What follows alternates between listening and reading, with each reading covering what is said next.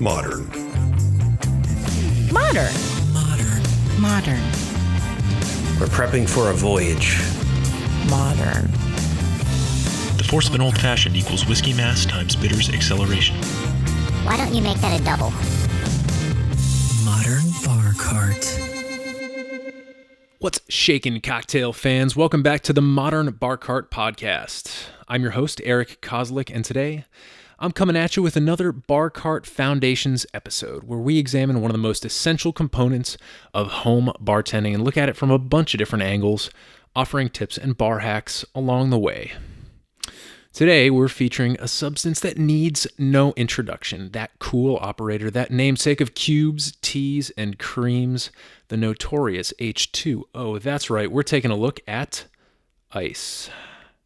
But before I jump in and start slamming you with factoids and recommendations, I wanted to give you the chance to make yourself a drink. And I thought since we're talking about ice today, I'd feature a cocktail that's always served on the rocks, which is cocktail slang for over ice. This particular cocktail is rather famous, and if you're a whiskey fan, you're bound to have run across it before. It's called, of course, the Old Fashioned, and it's the granddaddy of whiskey cocktails. Now, with any cocktail that's been around for as long as the Old Fashioned has, there's usually some debate or disagreement about how it's traditionally made.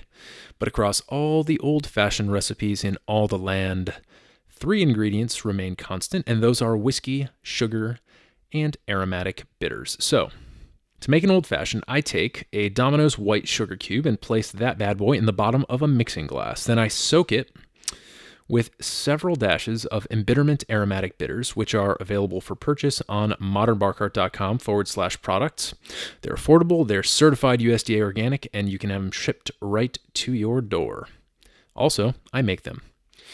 So after I add the bitters, in order to help the sugar dissolve more easily, I add just a splash of filtered water to that, maybe a 1/4 ounce to a 1/2 ounce, so it's a small splash. And I take a muddler and I grind that whole mixture together in the bottom of the mixing glass until the sugar, bitters, and water are well mixed into a sort of slurry. Then I add a scoop of ice and 2 to 2.5 ounces of rye or bourbon whiskey, and I stir that for about 30 seconds. And the stirring here does a couple things, which we'll discuss at greater length in this episode. First, it helps chill down the drink, but second, as the ice melts, it actually provides a bit more water to the beverage, allowing the sugar to further dissolve and integrate into the drink. When I'm done stirring, I strain the liquid into a rocks glass that has a single beautiful large cube, and then I garnish the whole thing with an expressed orange peel, which I leave in the drink. So, there you have it. The old-fashioned recipe. This recipe can also be found, of course, in the show notes, and will soon be in the cocktail recipe section of modernbarcart.com. So feel free to revisit these steps online if you want a quick refresher on how it's made. At least one way to make the old-fashioned. I hope that some of you had the opportunity to pause this episode and make yourself a delicious old-fashioned, but if you're at work or something, just do what I always recommend. Make an old-fashioned in your mind. With that, I invite you to sit back and think frosty thoughts as I run through everything you need to know about ice and home bartending. If you think about it, ice has literally shaped the world we live in. Right now, in 2017, we're concerned about the state of the polar ice caps. We're freaking out about an iceberg the size of Delaware that has just detached itself from Antarctica. But humans a few millennia ago didn't have the same relationship with ice. I mean, sure, it's probably nice that it allowed them to cross from Asia into North America by means of the Bering Strait, but it was also a symbol of the threat of nature. When a primitive band of hunter-gatherers lived in the shadow of a massive glacier, they were literally in the presence of something with the power to move mountains and carve massive valleys. And in fact, we can still see the evidence of that power in many of America's wild places today. But what does this have to do with cocktails? Admittedly, not much, except that the power of ice is all due to the unique properties of a little molecule called H2O. See, water is the George Costanza of substances. It does the opposite, thermodynamically speaking, that is. Whereas many other substances expand when heated, water becomes smaller in a manner of speaking, transitioning eventually if heated enough, into a gaseous state. And whereas many other substances contract or become smaller when exposed to cold, water decides to expand. When was the last time you cursed after hitting a really nasty pothole on the road? Well, chances are you've got water to thank for that, because when water seeps into an unsuspecting crack in the pavement and then freezes, the expansion of the water forces that crack to widen simply by virtue of the fact that the water has nowhere else to go when it expands. Again, what does this have to do with cocktails? Well, we know that the primary function of ice in the production or enjoyment of a cocktail is to chill down the drink, and that means a thermodynamic reaction is happening wherein an exchange of energy is taking place. So, as bartenders, when we mix our fancy little drinks, we are literally harnessing the same physical power a water trickle uses to create a pothole and that a glacier uses to carve a valley, but we're using it in a slightly different way. See, the first law of thermodynamics states that energy can neither be created nor destroyed. And so it makes sense for us to ask, in the context of a cocktail, where is that energy? Where is it coming from? Where is it going to? What are the effects? Heat is actually a type of energy, and when you pour your room temperature cocktail ingredients into your shaker or mixing glass, they have a specific heat to them, in that their molecules are moving at a given speed.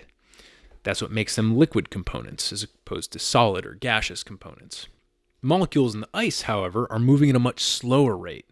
And when the cold ice comes in contact with the relatively warm liquid cocktail ingredients, it absorbs some of that energy, which causes it to melt. Both the absorption of that heat and the relatively cool water that results from the melting are what chills down your cocktail. So it's not that the ice donates its coldness to the drink per se, but rather it absorbs some of the heat energy from the initial solution and must sacrifice a bit of itself in the process. And this sacrifice, of course, is what bartenders call dilution. Another really important characteristic of H2O is that it's what scientists refer to as the universal solvent, meaning that it's really good at dissolving things. The reason I bring this up is because before you even think about your ice, you should probably ask yourself the potentially unsettling question, what's really in my water? We know that municipal water is laced with potentially benign substances like fluoride and perhaps chlorine, and these definitely have the capacity to affect the way your water and therefore your ice tastes.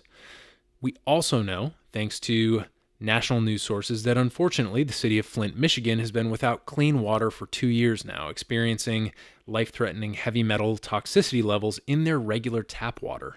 And of course, if it can happen in one city, it's probably happening in other places as well. I say these things not to concern you, but to make the point that cocktail people tend to be particular about flavor, and part of that is doing the due diligence to determine what you're actually putting into your body when you make a drink. So, although I'm not qualified to make scientifically sound claims about the status of your drinking water, when it comes to ice, there are a few simple options for ensuring purity.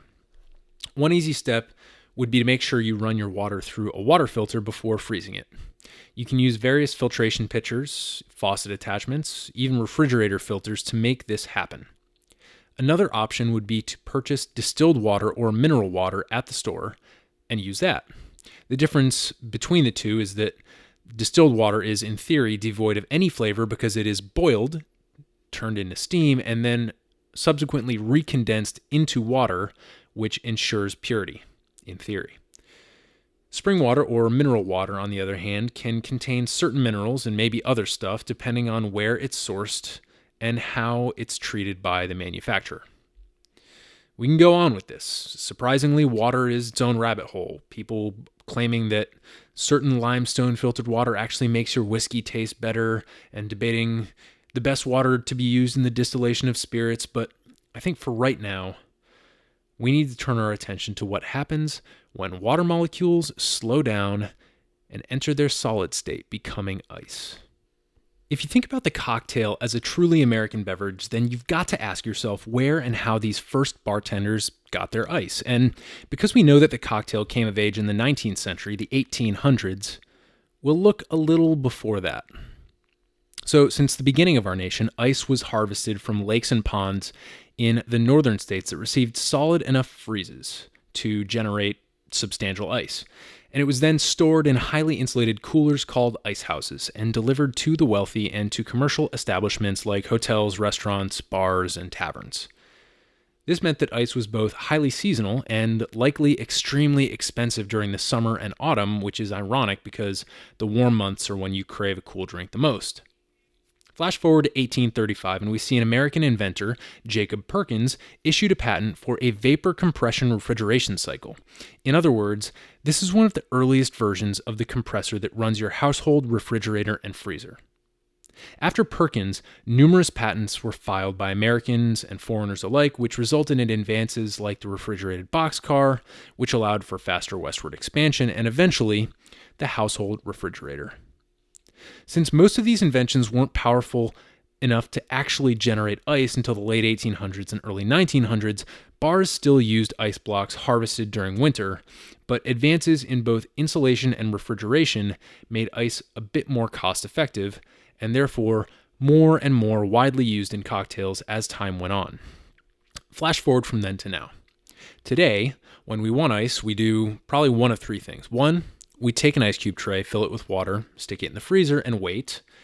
Two, we push the button on the side of the fridge, and out tumbles cubes or crushed ice. Or three, we run to the store and grab a 5-pound bag of pre-made ice. But we don't usually think about the fact that these kinds of ice look different. And the stuff in the freezer is clearer the larger the cubes are generally. The stuff that comes out of the refrigerator door is usually slender and really cloudy, and then the stuff in the 5-pound bag is either flat and kind of pillow-shaped or looks like a tiny hollow cylinder. This is because different types of ice are used, obviously, for different purposes. The stuff in your fridge door is most often used for chilling water or other non-boozy beverages, and so coldness is the key factor. The smaller the ice, the more quickly it chills down the drink. The ice in the 5-pound bags is most often just kind of dumped into a cooler and used to chill down drinks in cans or bottles, so it's produced in whatever way is cheapest for ice companies to make. But what happens when we start caring about the flavor and aesthetic implications of our ice choices in cocktails? That is where things can get a bit more complicated.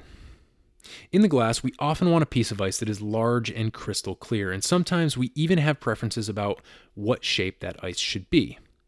For example, if you're sipping a really nice old-fashioned on the rocks and you want to sit there and savor every drop, you don't want your ice melting super quickly and watering down the drink.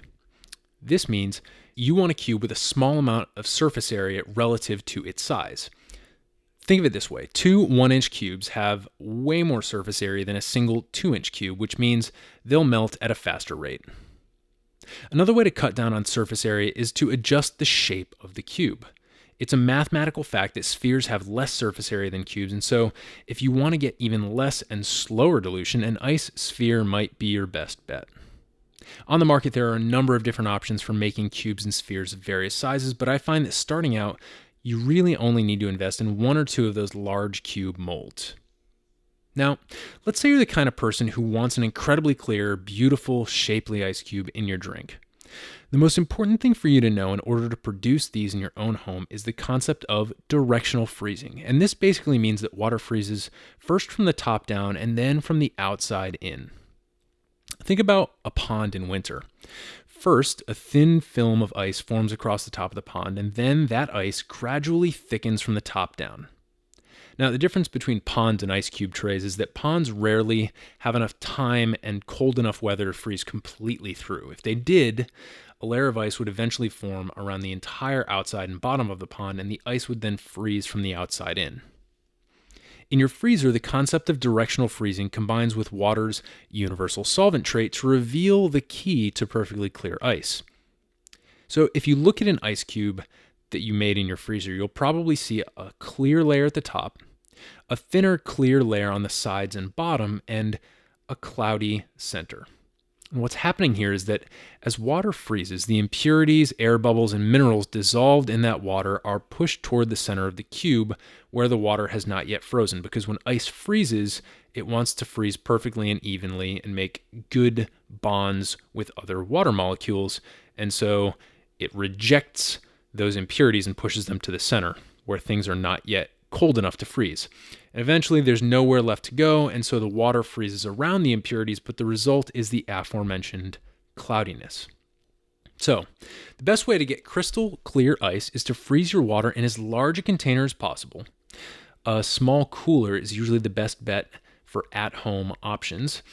So you fill that with water, wait a couple days, and then you've got a solid block of ice with much of it being clear. If you take that out of the freezer and let it sit for about 45 minutes to an hour, generally enough melting has taken place for you to just upend that cooler, usually in a tray to catch any melting, and the block should slide right out at that point. You can use a serrated knife to score above the cloudy portion of the block, and then gently tap in with a chisel and mallet, and usually what's going to happen is a pretty clean break that separates the cloudy impurities from the crystal clear ice. At that point, you can go to town and use that serrated blade along with your hammer and chisel to create whatever size and shape of cubes you'd like. This process, of course, lends itself more to video than it does to audio, and so hopefully in the near future, we'll have the chance to put a nice tutorial up on YouTube for you. But what about the ice that doesn't end up in the final drink? The stuff in your mixing glass or cocktail shaker. This solid H2O is also really important to the final outcome of the drink, particularly when it comes to dilution. Now, when we talk about dilution, what we're really referring to is the transition of H2O from its solid state back to its liquid one. And so it makes sense to ask ourselves, what are some of the effects of this transition? The primary side effects of dilution in a cocktail are 1, an increase in the liquid volume of the drink, which 2, lowers the overall alcohol by volume, and 3, assists in the process of marrying certain ingredients, taking the various parts of the cocktail, the ingredients, and turning them into a more cohesive whole. It's this third effect that I want to focus on here because it's where things can go either very right or very wrong.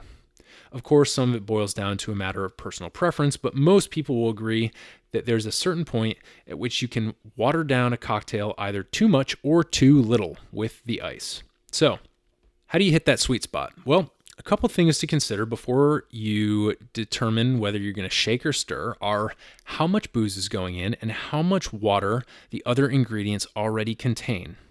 For example, a cocktail that contains a healthy amount of citrus juice and maybe some simple syrup will be able to effectively mask a higher amount of alcohol burn than a drink with exclusively boozy components. So, add to this equation the fact that most citrus cocktails are shaken rather than stirred, and you have a higher dilution rate, which further masks the alcohol and softens the acidity of the drink. Keeping in mind that stirring generally results in less dilution than shaking, an easy way to answer the question, should I shake or should I stir, is to figure out if your cocktail is intended to be on the boozy side, like a martini, an old-fashioned, or a Negroni, or if it's meant to taste softer and fruitier like a good tiki drink. Stir the boozy drinks and shake the fruity ones. Another thing to consider here is clarity. So when you shake a cocktail, you're creating hundreds of tiny ice chips in the shaker, and as these melt, the drink very often becomes cloudy since there's still that active thermodynamic change taking place. So if you want your cocktail to be perfectly clear, stirring is a good way to go. Personally, one trick I've seen professional bartenders use when they want to shake a drink, but they're also looking to minimize dilution and cloudiness, is they use a couple large ice cubes in the shaker instead of a handful of small ones. Then they go ahead and they shake that for a longer period of time and more gently than normal, such that less of the small ice chunks are going to break off those large cubes and dilute the drink. This ensures a well-chilled drink with good integration of citrus ingredients and less dilution. Another option is the so-called dry shake, which is exactly what it sounds like. So let's say you've got a complicated cocktail that may contain dairy or egg white components like a whiskey sour or a Ramos gin fizz, for example. In many cases, bartenders are going to employ a dry shake at first to make sure all the ingredients are mixed together before they add ice. Then they add the ice and they shake again, but perhaps for a shorter period of time than they would if the ice was added right at the beginning of the process. This way, they can hit that dilution sweet spot and avoid watering down the drink. So the moral of the story here is that if you're having issues with dilution, using a dry shake before you add your ice to the shaker could be the solution you're looking for. And this is not just for drinks with dairy or egg white components. This is across the board. for dilution purposes.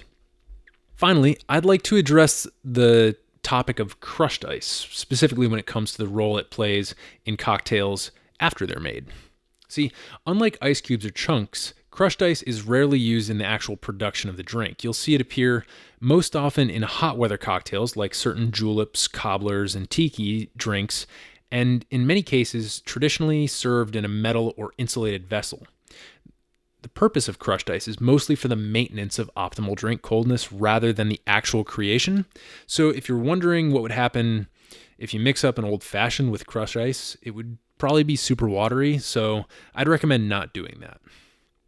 Now, having gone through all that, I know that all this dilution and clarity stuff when it comes to ice can be fairly technical and a little bit complicated, so I welcome you to email podcast@modernbarcart.com with any questions about dilution or other ice-related topics, and we'll be happy to chat with you and lend some technical advice. Before I leave you here, I'm going to review a few ice-related cocktail products and basically weigh in on who might want to purchase them for their home bar. First up, large ice cube molds. These made a big impact in my ability to enjoy whiskey cocktails in particular, and it also allowed me to more slowly enjoy certain other cocktails that are boozy but traditionally served up in a coupe glass, like a Negroni or a Boulevardier. And the minimal dilution with a big cube in these cases is a big advantage because the drinks don't get warm on me like they would in a coupe glass, but they also don't get super watered down. So I'd say everyone should invest in at least one of the large ice cube molds because they're pretty cheap and they don't take up much room in the freezer.